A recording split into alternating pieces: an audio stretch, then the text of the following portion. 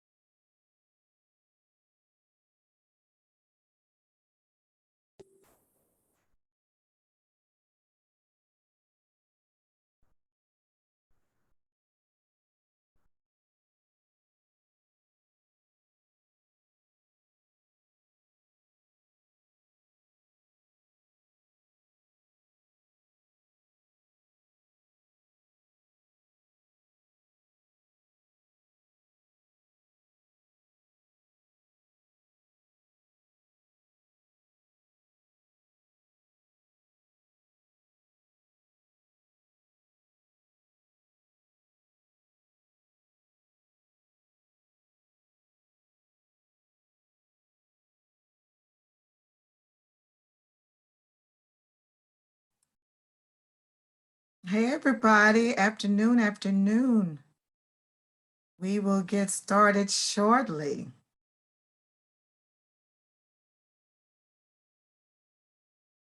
We're working on getting it on Facebook.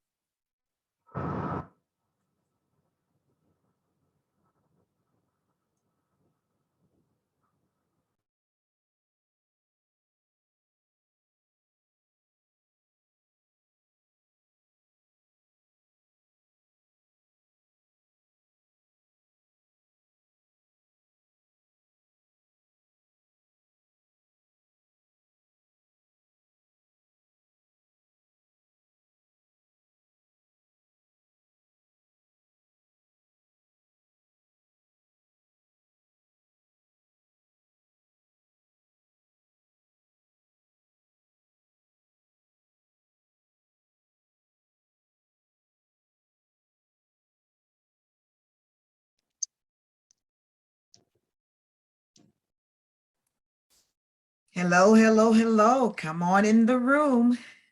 We are just giving people time to log in before we get started.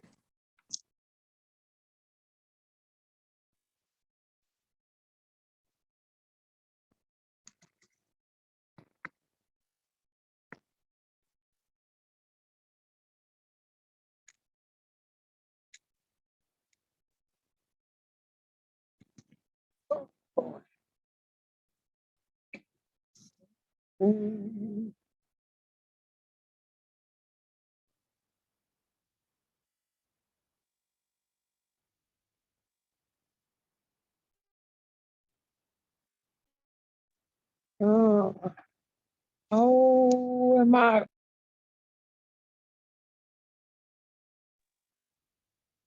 All right. I can hear.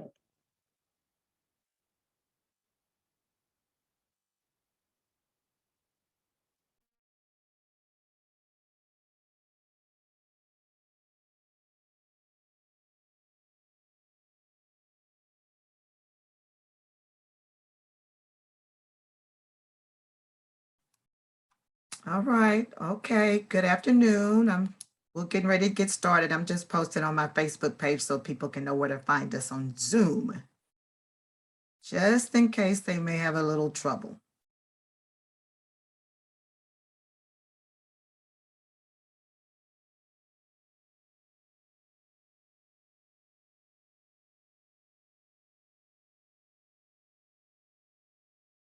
Hmm.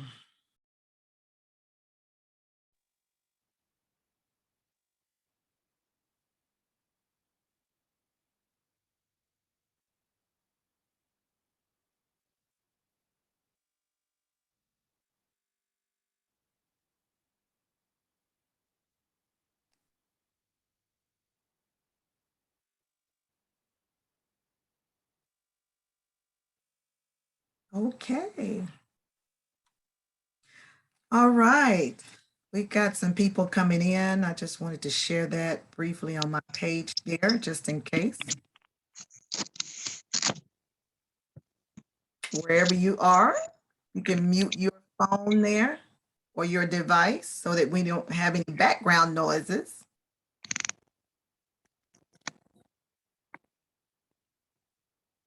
Can you mute it, Miss Catherine? Oh, But- oh, but mute- okay. No problem. We can mute it. Yeah, there you go. We got you. We got it for you.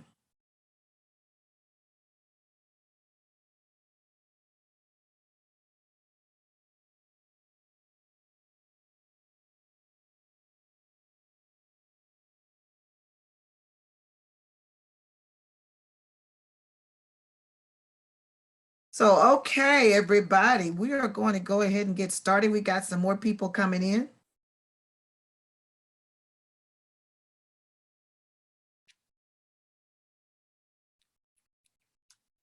Y'all doing okay this afternoon? Yep. Good.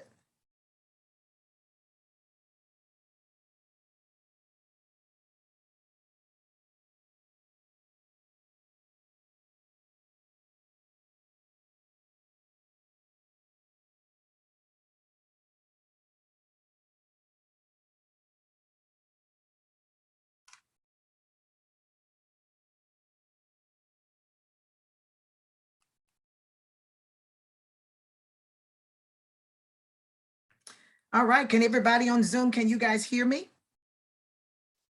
You can give me a thumbs up if you can hear me. Yeah, all righty, good, good, good. Well, we are not going to prolong it anymore. It is 3:36, so it is beyond the time that we normally get started. So we've got several here on Zoom. Glad to have you here. Let me check for my producer, Miss AC. Hey, Miss Linda, glad that you all are on. Glad that you all are on. Let me check with Miss AC for a second. She's going to be running things for us today. Look at Miss Catherine know how to use the symbols there. You waving at me. Love it, love it, love it. Okay, hold on one moment, guys.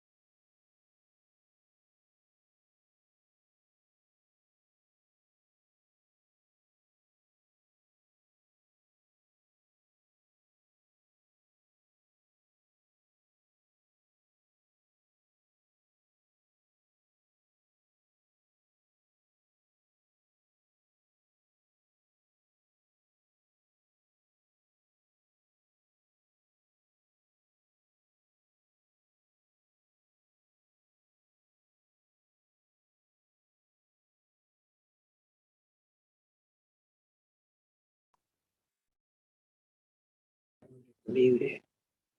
Done speaking.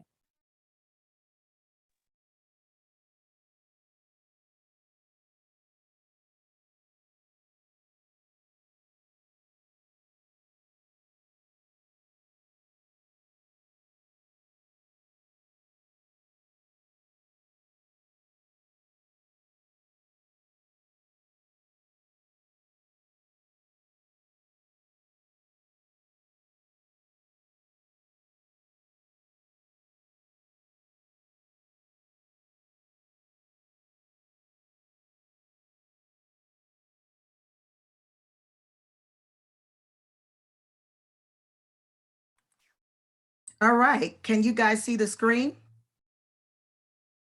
It says grief-stricken series. Are you guys able to see that? Awesome, thanks. Thanks, Kathy. All right, we're gonna go ahead and get started. Thank you so much. Again, thank you so much for your patience.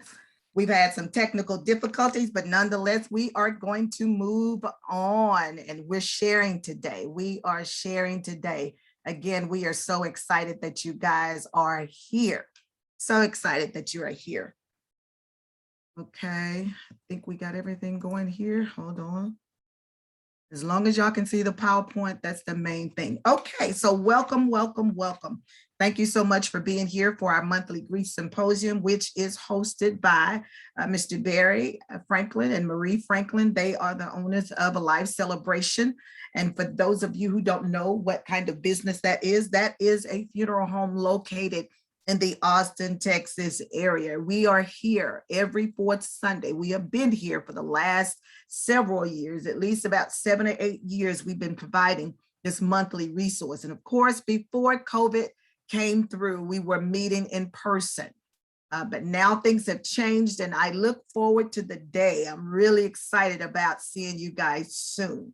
So again, we're here for what we call, Mr. Barry calls it our hour of power. So today we're talking about types of grief, types of grief. So anybody here for the first time on Zoom? If you're here for the very first time, would you just kind of put a 1 in the chat to let us know? We definitely want to properly acknowledge who you are and appreciate you being here for the very first time with us. And we want you to mark your calendars because again, we are here every fourth Sunday. Every fourth Sunday. So definitely do that. Put it in the chat. You're welcome to put questions there and we'll address them afterwards, or even if you have comments. So before we get started, one of the things that I normally do every single time is I always ask people about your self-care. Ask them about your self-care. Self-care actually is the best care. It is very important when you're going through the grief process or any type of stress to know that you must participate in your own healing. You must participate in your own rescue. So self-care, I want you to think about that for a moment. Look at what our slides say on the presentation. What does it say? It says taking care of your mind and your thoughts, taking care of your physical health and your body, increasing your own well-being through self-care behaviors, taking care of your emotions, taking care of your spiritual health. So you'll notice that it mentions different areas of our life where we need to take care of ourselves. It's not just one thing to take care of my mind and my emotions. I've got to take care of my body. Why is it important to take care of your body? Because our emotions are housed on the inside of our bodies. Okay, so just a gentle reminder, I want you to think about, and I want you to share. If you've done something since I saw you last time, you can go ahead and put it in the chat. And again, we'll address it a little bit later, but I always want you to think about that. That's an ongoing homework assignment that we have for everyone, is that you must be guilty of taking care of yourself. You must put that on the top of the list. Now, as far as me, I'm always saying that I'm a leader that loves to follow, and I cannot lead you unless I follow the same kinds of instructions that I give. So I am learning, I am still learning, continuing to maintain work-life balance. Work-life balance. That has been a challenge for me, especially within these last couple of years with the type of work that I do. I must learn how to balance my work-life ratio. Okay, so I am really working on that. One great thing that I've done, and I'm happy about, is I submitted for some time off. So for those of us who are employed and we have what we call PTO, do y'all know what that is? Paid time off. That means that that's time that I have accrued and I can take off. In times past, I would be the person that would only take time off when I was sick. That's called sick time. Sick time and PTO are two different entities. So I schedule time to take off in April, and I am really looking forward to that because I'm going to a business retreat, where I'm going to learn a little bit, and then I am going to rest a little bit. So that's what I have been doing for myself, but I definitely want you to definitely take care of you. Okay, so let's move on into our teaching for today. What does it mean to be grief-stricken? This is our series for 2022. We're talking about the subject grief-stricken, and then we're going to talk about different types of ways that grief impacts our lives. So I always want to start at the top of our session talking about what it is. What does that mean to be grief-stricken? It means that we're sad. We're very sad. We're overcome by deep sorrow. We're deeply affected by grief, mental or emotional suffering or distress that's caused by loss or regret. So when someone actually goes through loss, all of us in the beginning are definitely grief-stricken. All of us are grief-stricken, whether you know it or not. Many people will say, well, no, I'm not grief-stricken. Yes, you are. If any of us have experienced a loss, we are grief-stricken. But look what it says at the bottom, that bottom line. It's a rite of passage. We are not meant to stay there. We are not meant to stay in the place of being grief-stricken. So that's our whole point this year, is to help you move through that space, because the reality is when people go through loss of any kind, sometimes they get stuck. For years, they get stuck. So we don't want you to be that person. We're trying to help you move through, because emotions are meant to do just that. Be able to move through and to pass through your body, pass through your life. Okay, so let's move on. What is grief? Of course, every time you're going to come on here, because we have new people coming each time, I always want to share this information so that we can know what it is. And if you've heard me say this before, a refresher. It's a refresher because repetition is the mother of all learning. Sometimes we think that we have a concept, we have a principle, and we only hear it once. We need to hear that again and again and again. So what is grief? It's this internal emotional response to loss. Notice I did not just say to death, it's to loss. It's internal, it's an emotional response to loss. So when you have someone to die, when you go through divorce, when you lose your home or your car, whatever it is that you lose, the automatic, normal human response is grief. Something else I want you to know about it is that you never get over grief, but you adjust to it. I have many people that I work with, especially people who are type A personality. You may know people like that, right? That may be you. What does that mean? A type A person always wants to be in control, always wants things decent and in order. It's an orderly fashion. Grief is not methodical. Grief is not orderly, okay? So people will think, can you just get over that? And not just other people, but I've had many clients put pressure on themselves because they are ready to get through this process. And the death took place only 60 days ago. So they're ready. I'm like, when is this going to be over? Grief never ends. You don't get over it, but you do adjust to it.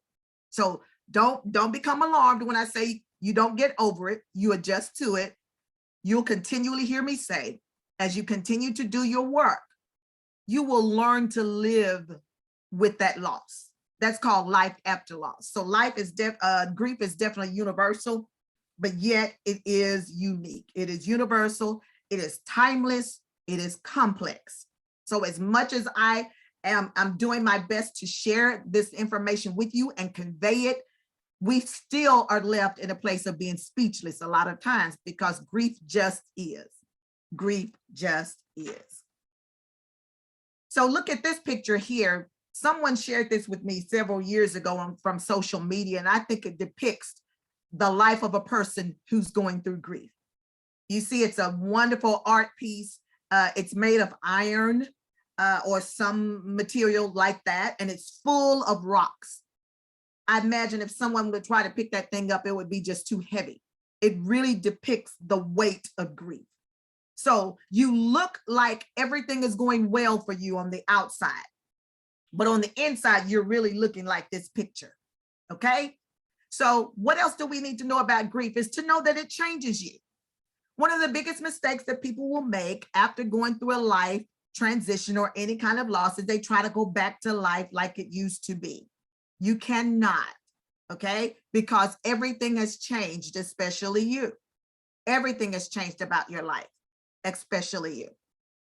What else do you need to know about grief? You must experience it several different ways. Physically, spiritually, emotionally, and behaviorally, okay? So it's not just one entity or one area that we must deal with our grief. I know for a lot of cultures, especially in the Black community, we have a tendency to spiritualize things.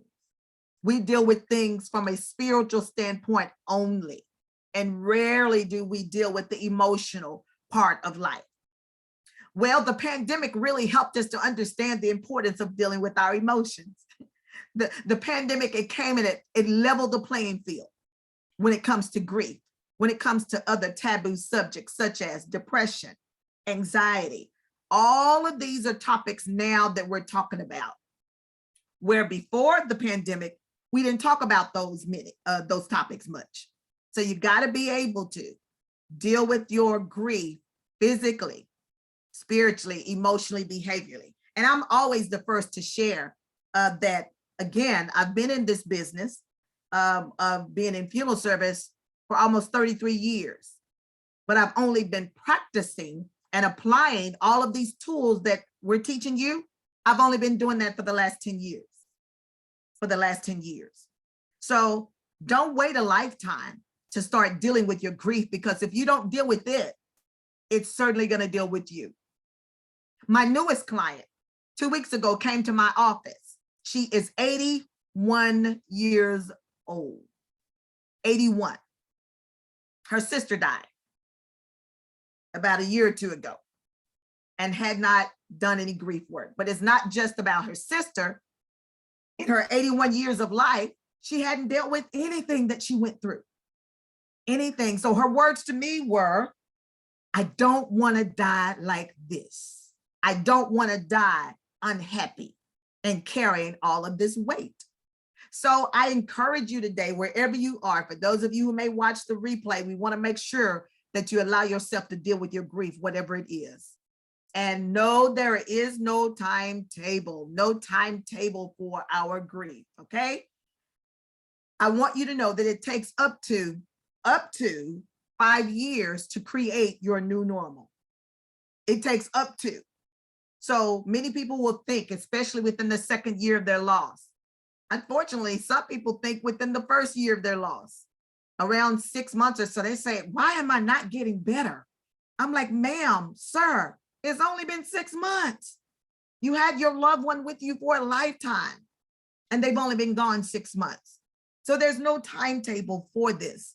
However, if I were to see you passing down the street and I would see you year 6 after your loved one died, and I'd ask you, how are you dealing with your grief? Miss Catherine, how are you dealing with it?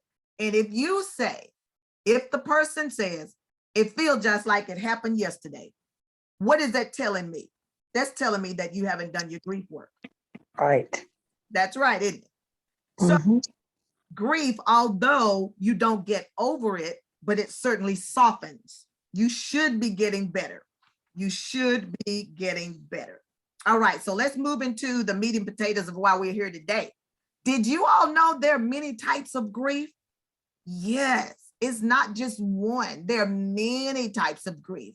I received an inbox message from a dear friend of mine about a couple of weeks ago, and she was like, I'm requesting my personal Facebook Live. Can you address grief from the standpoint for those of us who haven't necessarily had loved ones to die during this pandemic, but we know people who are dying. She said, I've seen people on my job. I've seen people at church, I know people who have people who are dying, but personally, it has not touched their lives. But she said, I'm still sad.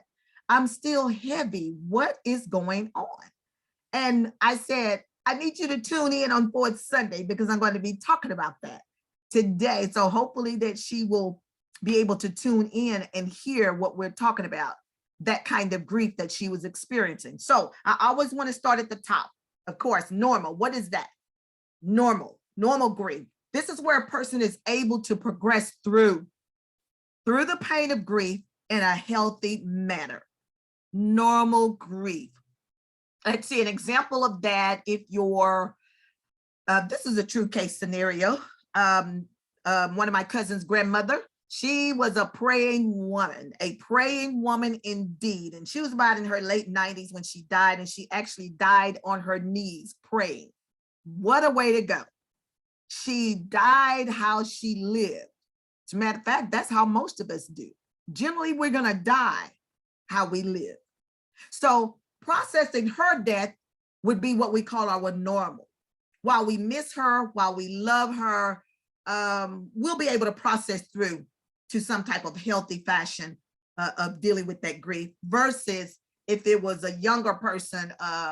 This is a real case scenario as well. My cousin, I had a cousin who was I think she may have been 4, if that old, between 2 and 4. And she was ran over by a car in Luby's parking lot years ago. I think she's about 2, ran over. So that moves us to the second type of grief. That's complicated.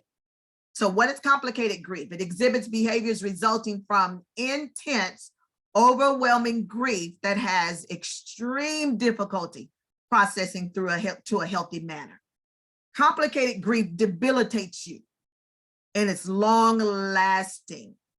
Okay. So the example I gave you of my little cousin who got ran over by a car in the Luby's parking lot years ago, her family, her mother, I can remember the day of the funeral. I was a teenager back then.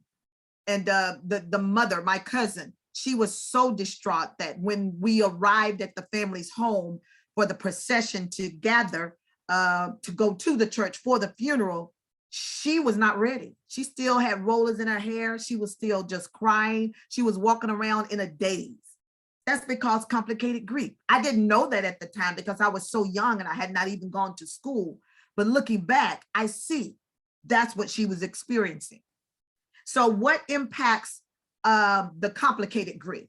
How the person dies, the mode of death. If it's natural, like the 98-year-old grandmother who died on her knees, versus the accident that happened, you know, with my cousin, young cousin.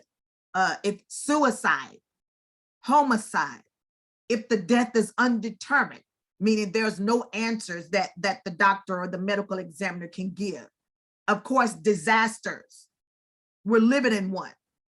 Russia, Ukraine, the war that's going on. I was watching social media the other day and this humongous tank just ran over a car with an elderly person in it. That's a disaster. So although we're not even there in the Ukraine or in Russia, but what's happening over there is impacting us as well. Okay. Or if the death, you know, it's pending, it's unknown what's happening.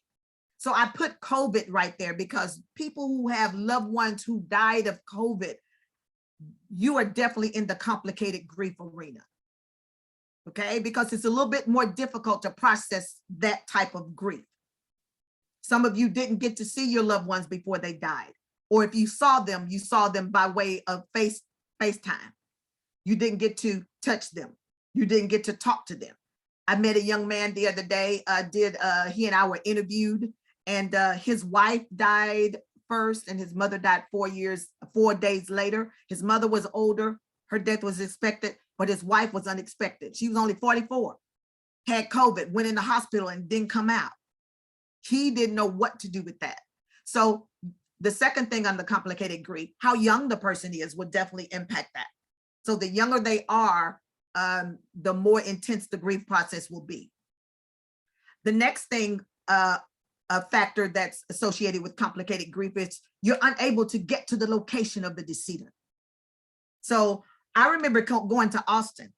That's how I met Marie and her family and Barry and all of them, Kathy. I met them at church, Greater Mount Zion Baptist Church is where I met them. And when I went there to Austin, I remember praying to God as a teenager, God, take care of my family. Don't let anything happen while I'm here. Because I didn't know how I was going to handle it. I said, don't let my mama die. Don't let my daddy die while I'm here. Because something happens when you are away from the deceased and they die. I did a presentation for some workers at a healthcare center this week. And a lot of the workers are from other countries, Nigeria and other places, Europe and stuff. And a lot of them were expressing their grief because their loved ones died and they're in another country and they can't get to them. So that's definitely going to complicate your grief. And also having multiple losses. A lot of you have had multiple losses. Some people, like the young man that I just shared, his wife died first unexpectedly of COVID, and then 4 days later, his mother died. That's multiple loss. So those are some factors that will cause it to be complicated grief. What's some other types of grief? Disenfranchised grief. This is loss that's not socially sanctioned. You know, you can't publicly mourn in a safe place. Okay, the loss isn't seen as worthy of you grieving and mourning. These are what I call the non-death losses. Okay, there's a stigma that's associated with it. So divorce would fall under that category. Suicide, overdose, those losses would go under disenfranchised, because people will say, well, why are you going through the grief process over that? It's not really recognized, or the griever is not really recognized. When a celebrity dies, I've had many people ask about that, or when a coworker dies. Let's just use celebrity as an example. I've had many clients. One guy came, he was coming because his son died a couple of years ago, and I think he was maybe 5 or 6 or something like that. And he locked himself, he was playing and locked himself in a cedar chest, and he smothered in the cedar chest. and he died. So the father and the mother have been coming to grief counseling. And it was some young rapper that died within the last 3 months or so. And he came, he said, I am feeling some type of way because of, I don't know the name of the guy. But he said, this rapper died. He said, why am I feeling that way? I didn't even know this dude.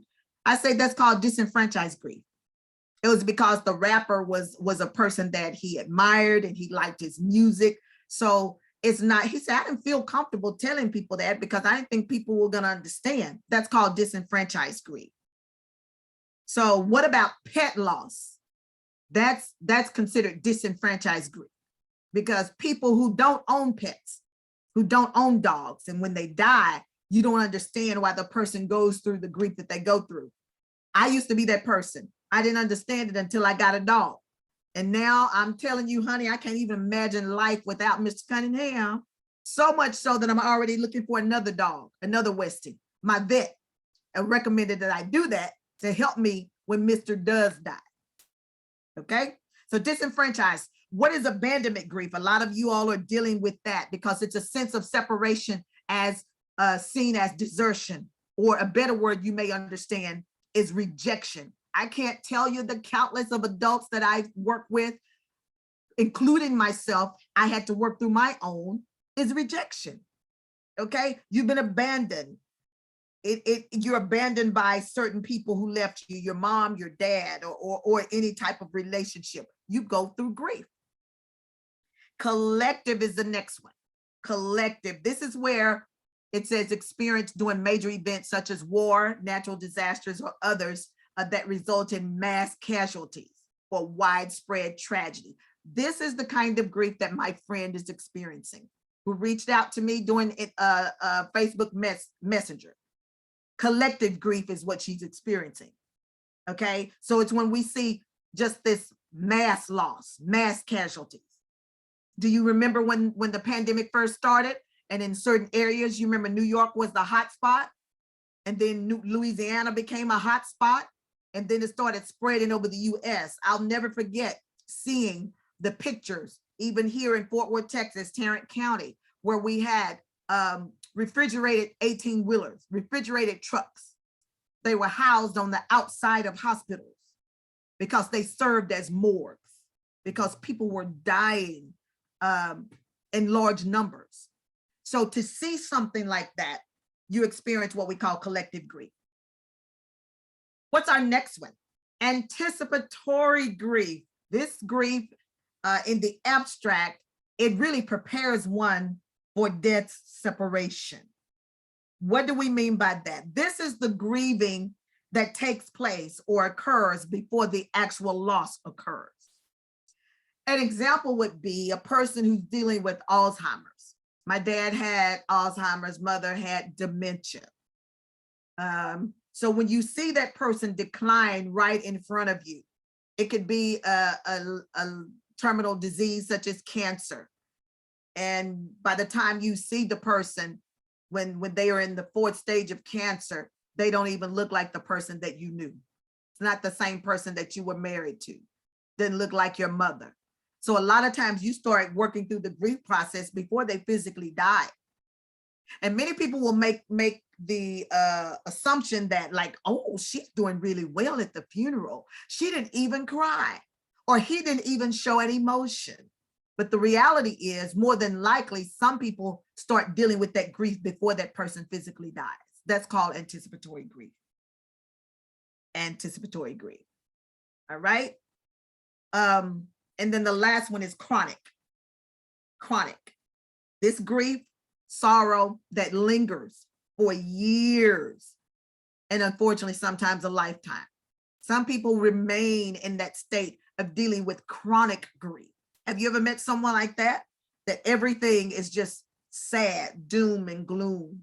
They're stuck and they're not able to move out of that place. So that's a sad space to be in, because we don't want anybody to remain in that. I was sharing the other day, this was several years ago.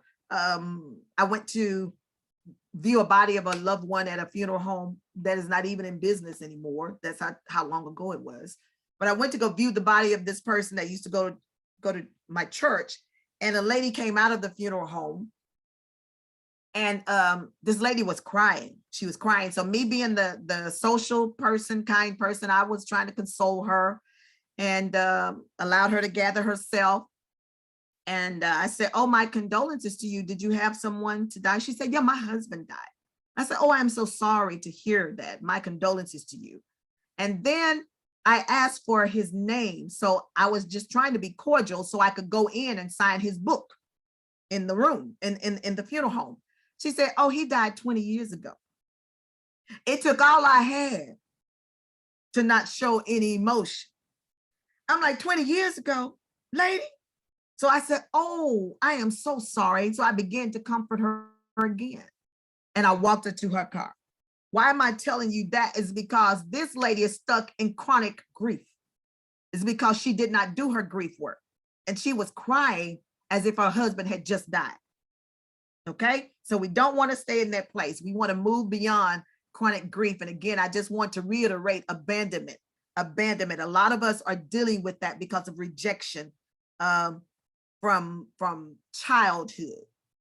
So don't think that the absence of your parent did not impact you for whatever reason. It does. It really, really does. All right. So what are the types of grief? Delayed, postponed, suppressed. All of those are the same. Delayed, postponed, suppressed. So this is where reactions are experienced long after the loss. You know, there's a delay. Long after the loss, long after the death, months, or even, guess what, years later. It's delayed. I spoke at a conference last week. I did a presentation about grief at a church, and it was at a church of a dear friend of mine who's experienced multiple losses. And her first loss was when her first husband died, and that was years ago. She was pregnant at the time with her youngest daughter and had two little other girls. I think they may have been 5 and 6, but they were very, very young. And she's a Black lady. And so guess what people told her when her husband died? And they were newlyweds in their early 20s. They told her, be strong for your girls. So guess what she did? She sucked it up and she was strong for her girls. And it wasn't until 20 years, about 22 years later, that the mother of this first husband died. And my friend called me, I'll never forget, by 2 o'clock in the morning, screaming and hollering. You know somebody's dead. When you pick up the phone, people are screaming, somebody's dead. And she said, oh, she died. Oh, she died. And I finally calmed her down, like, who died? And she said, my mother-in-law, my mother-in-law. So that was her last link to her dead husband, who she had not allowed herself to mourn. So her grief was delayed about 20 something years. So we don't want to do that. And let me just tell you that within those 20 years, she was married 4 times. It's because she did not deal with, she was still in love with a dead man. And she did not deal with the grief from her first husband, who is now dead. So delayed grief. Some people may show some grief, but it's definitely not expressed, or it doesn't seem enough to the significance of the loss. Okay, so that's how you know it's delayed. What's distorted grief? This is abnormal, meaning it's not normal. It's extreme reactions to a loss, odd changes in the person's behavior. They become self-destructive. They're angry all the time, angry at themselves and angry at everybody else.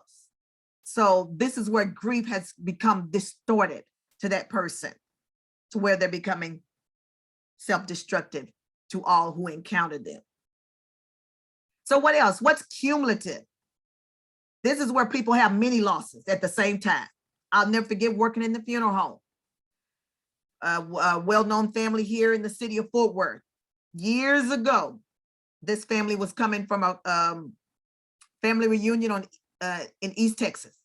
They had a bad car accident. Bad, I think an 18-wheeler hit them or something like that. 5 people died.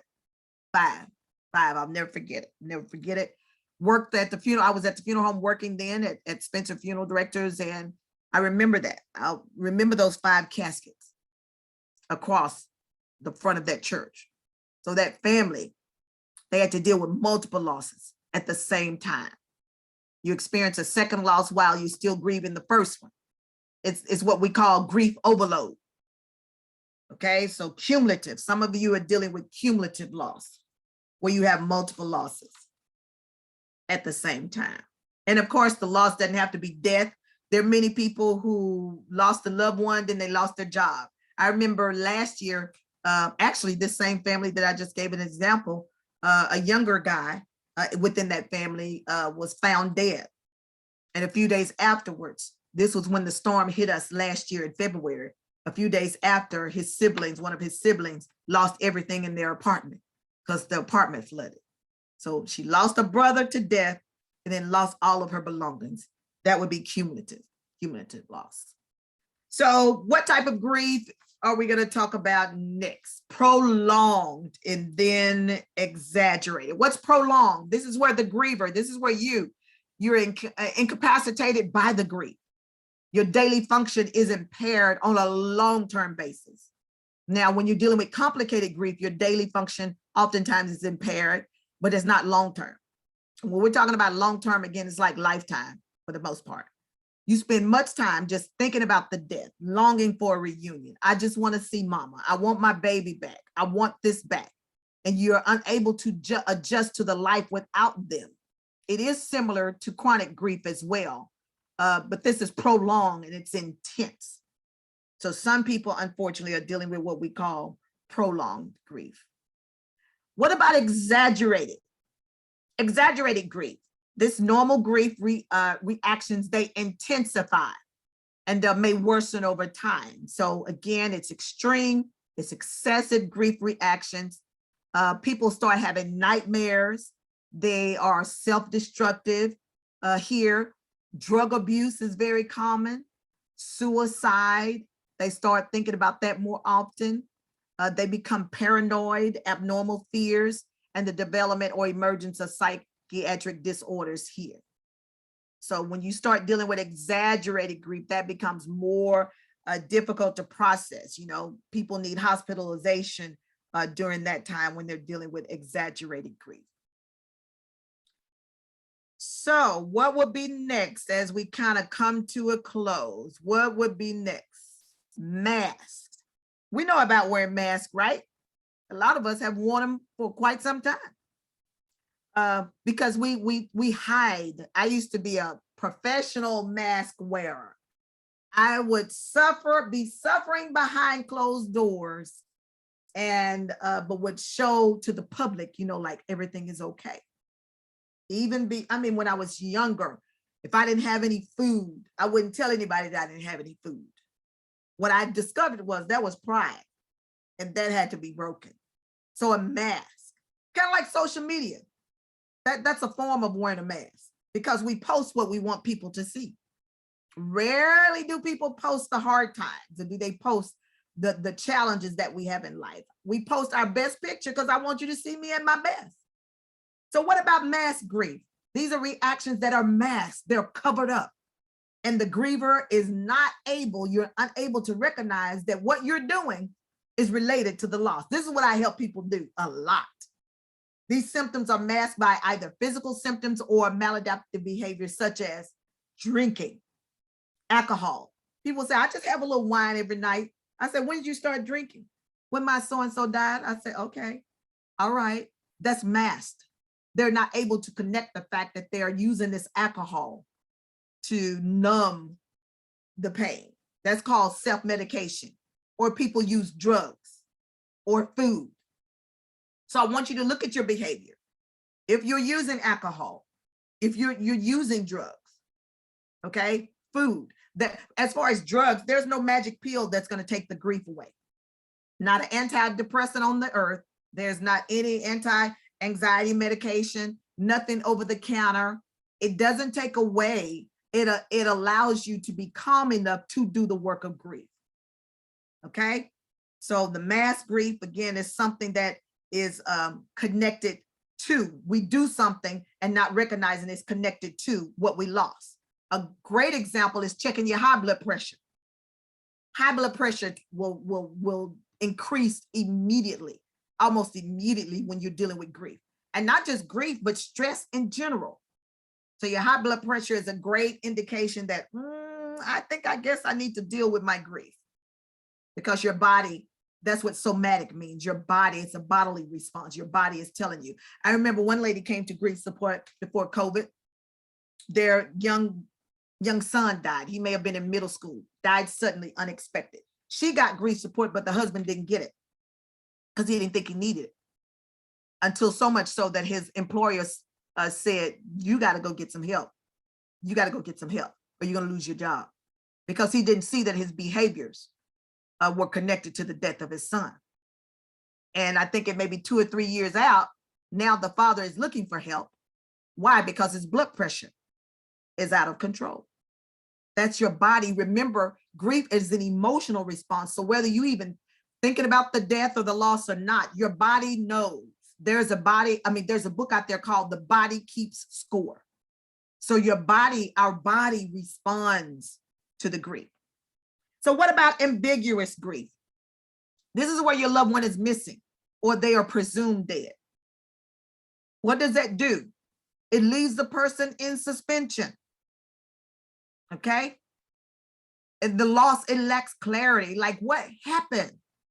I don't know what happened to my loved one. This happens a lot when the loved ones, especially, let's see, an example would be if your loved one died by way of drowning or by fire, and the body was just too bad to view, meaning it was beyond recognition. Generally, you don't have a viewing. I'm the kind of person, I need to view the body, because when I don't view the body, it makes me think that they're just on a long trip and they're coming back. Although I know they're dead, but for me, I need to see a body. Sometimes there is no body to see. What is an example of that? Military people.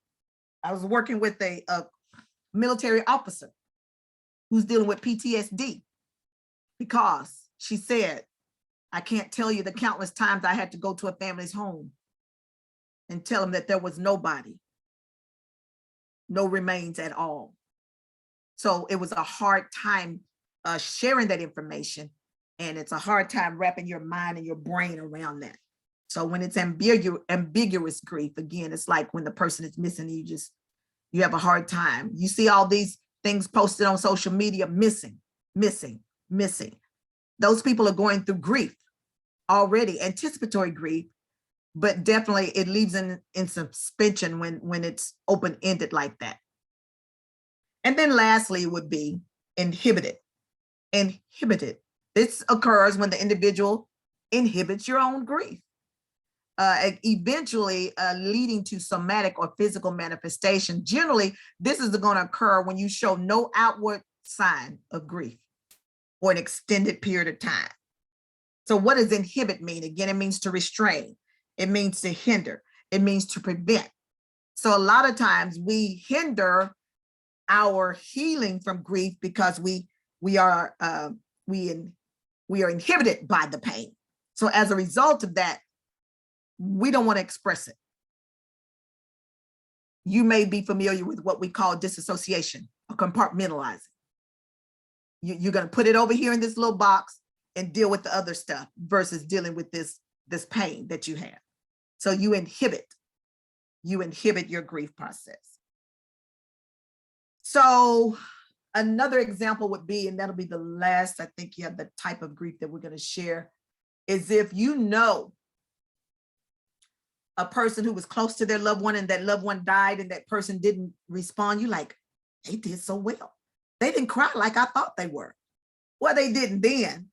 They didn't at the funeral, but later on down the road they did, because they finally connected the two. So that's what inhibited grief is going to be like. All right. So these are just a few of the many types of grief, but I want you to find out where you are. Find out where you are in experience. Am I dealing with normal grief? Am I dealing with complicated grief? Am I dealing with mass grief? Am I dealing with my grief at all? We want you to identify. That's your homework. Not only do self-care, but identify where you are. What type of grief are you experiencing?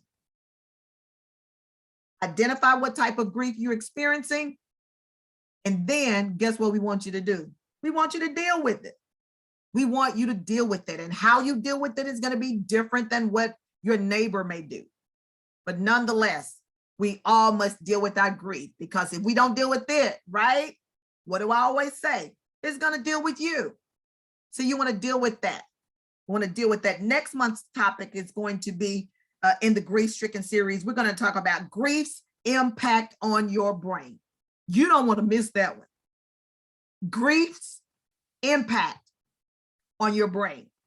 You've heard me do a little teaching about our mind and our brain is not the same, and they're not. I was just speaking yesterday with a couple of days ago with a wonderful African-American young neuroscientist, and she shared, some information about her dissertation and how trauma impacts the brain, and ultimately, again, how it can lead to diseases such as Alzheimer's because of the impact of trauma on our brain.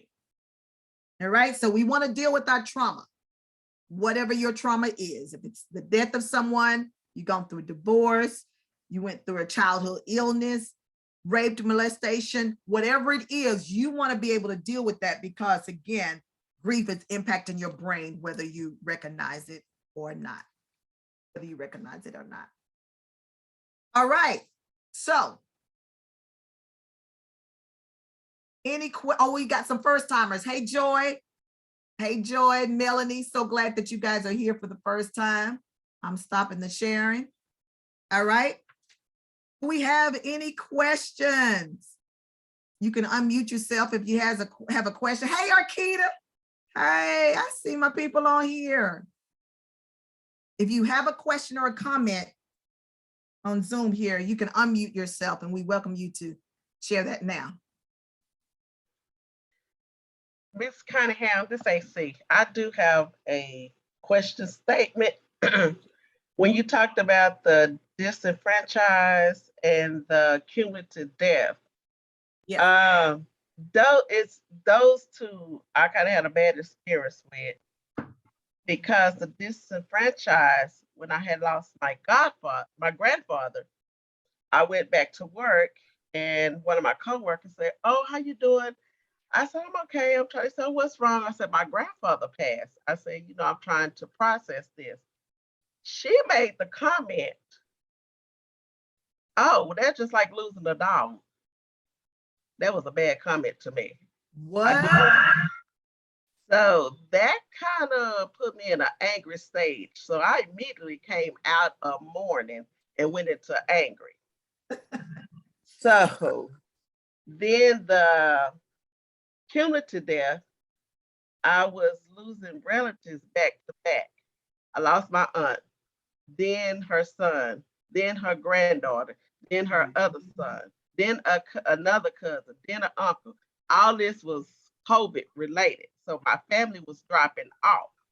And so someone made the comment, "Oh, you done lost another relative?" Again, that changed my grieving into anger. So it's hard to grieve when you have those negative people around you when you're going through. Instead of being sympathetic, they're being ignorant, I'm just gonna say. So that puts you in the mode like, it's like, now, dang, I can't even be sad because I'm scared to hear these comments that might cause me to catch a case, because I'm trying to mourn the loss of my loved one, and you saying these ignorant things to me. So Thank you for sharing that. So you were getting ready to say something else? I was just gonna say, it's hard to deal with the grieving process when you're around those type of people. You're exactly right. Thank you for sharing, first of all, and our condolences to you. Yes, it is very difficult. Those of you who have followed me before, you will recall that I will say you got to find your support team. And a lot of times it's not the people that you think it will be, such as your family. Okay, we can't do anything about the families that we're born into, but we can certainly do something about the families we remain connected to. So a friend can provide you, and I've had people say total strangers have provided them better support than people who were close to them. So what you have to do, AC, is number one, you have to find your support system. and plug into that. And number two, people will make those comments continuously out of ignorance. And then just out in ignorance is not just not necessarily a negative term, but they're ignorant of the fact of grief. However, COVID has brought a lot of awareness to the forefront for a lot of us. Our whole world, we're having to deal with our grief. So when people make those comments, you know to stay away from them, because we don't want you to catch a case, but we want you to stay away from them because they will not help you on your journey. And don't allow their comments to cause you to not process. You just know that, okay, you're not the person for me to share with. You're not the person that I'm to lean on. And then lastly, I will say, make sure that you get grief support of some kind, especially when you're dealing with cumulative loss. Thank you for sharing that. Anybody else, any comments or questions?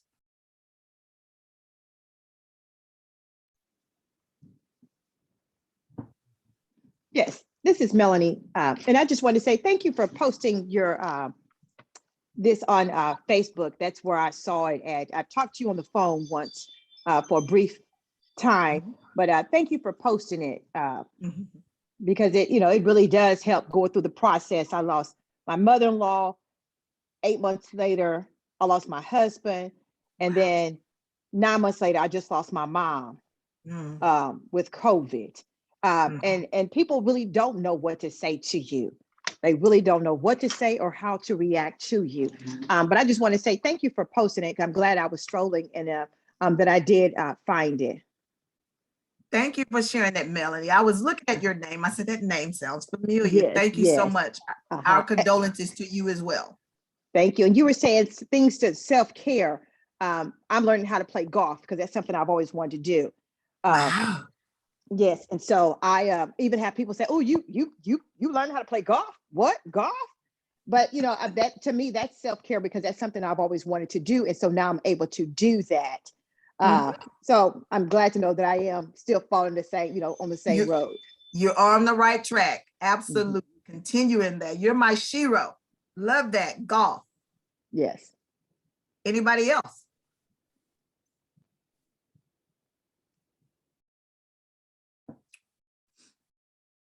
Okay.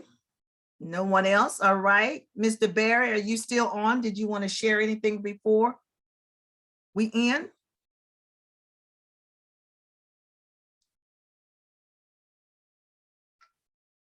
Okay. He is, okay. So he probably doesn't want to share anything. Okay. So no worries. All right, then again, so we appreciate you all taking time out of your schedule, even though we got a few minutes of a late start, we still stop it at the correct time, 4:30. We appreciate you being here. We look forward to seeing you next month. Again, we're talking about grief-stricken series. And next month, we're going to talk about the impact of grief on your brain. What does that look like?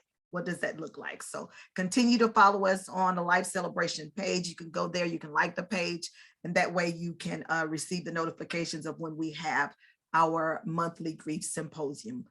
Y'all be blessed. Y'all have a wonderful, wonderful rest of the evening, a great week and a great month. And we'll see you next time. Remember, there is life after loss. It's just a different one. And you got to do your grief work. Bye now.